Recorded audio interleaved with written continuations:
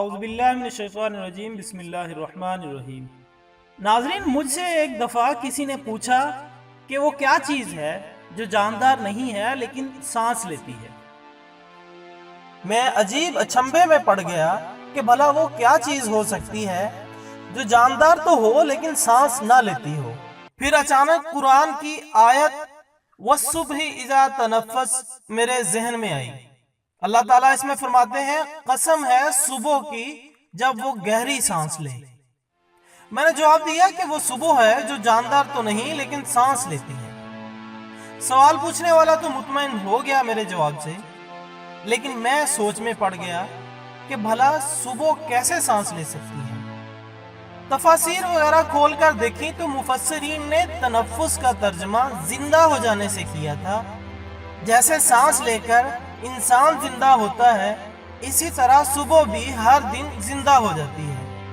کچھ نے صبح کو سانس لینا اور رات کو سانس چھوڑنا تعبیر کیا۔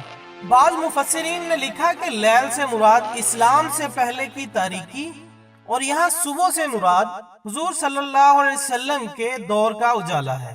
خواتین و حضرات، جب ہم سانس لیتے ہیں تو اپنے اندر آکسیجن سمیٹ لیتے ہیں اور جب چھوڑتے ہیں تو کاربن ڈائی آکسائڈ نکالتے ہیں۔ اللہ تعالیٰ نے قرآن میں صبح کی قسم کھائی اور فرمایا کہ جب وہ گہری سانس لے۔ خواتین و حضرات، یہاں پر میں آپ کو بتاتا چلوں کہ کچھ ہی عرصہ پہلے سائنس نے فوٹو سینتھیسس کا عمل دریافت کیا ہے۔ اس کے مطابق درخت ایک غیر حسی طریقے سے ہوا میں کاربن ڈائی آکسائڈ کو اپنے اندر سمو کر آکسیجن کا اخراج کرتے ہیں، اور یہ عمل صبح کے وقت سب سے زیادہ عروج پر ہوتا ہے۔ یعنی دنیا میں سب سے زیادہ آکسیجن کی مقدار صبح کے وقت پائی جاتی ہے، اور یہی صبح کی گہری سانس ہوتی ہے۔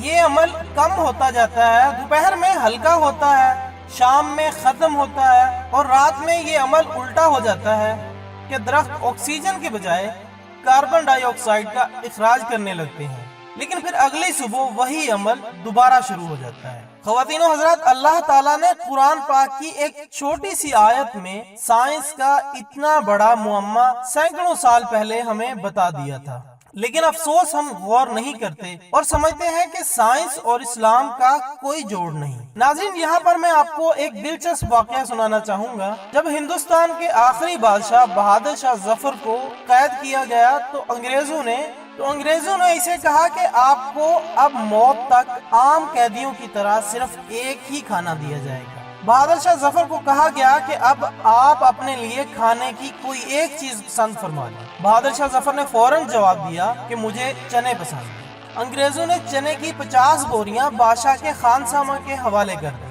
ناظرین، آپ جان کر حیران ہوں گے کہ بہادر شاہ ظفر ان چنوں سے روزانہ ایک نئی ڈش بنواتا، اور اس نے آخری دن تک کوئی سالن رپیٹ نہیں ہونے دی۔ خواتین و حضرات، بہادر شاہ ظفر کی اس خصوصیت کو مینجمنٹ کہا جاتا ہے۔ اگر آپ میں ایک اچھی مینجمنٹ کرنے کی قابلیت ہے تو آپ چنوں سے 10,000 ڈشز بنا سکتے ہیں، لیکن اگر آپ مینجمنٹ میں کمزور ہیں تو آپ 10,000 مختلف ڈشز کو بھی چنوں کا سالن بنا دیں۔ اور ہم بھی ناظرین اسی مینجمنٹ میں مار کھا رہے ہیں۔ ہمارے پاس قرآن کی صورت میں سب کچھ ہے، لیکن ہم سمجھنے سے قاصر ہیں۔ جب تک ہم قرآن کو اپنی زبان میں سمجھ کر نہیں پڑھیں گے تب تک اس سے فائدہ نہیں اٹھا سکیں گے۔ اللہ تعالی ہمیں قرآن پاک کو پڑھنے، سمجھنے اور اس پر عمل کرنے کی توفیق عطا فرمائے۔ ایک نئی ویڈیو کے ساتھ دوبارہ ملاقات ہوگی، تب تک کے لیے اجازت دیجیے گا۔ اپنا، دوستوں، رشتہ داروں اور گرد و نواح کے تمام لوگوں کا بہت خیال رکھیے گا۔ اللہ حافظ۔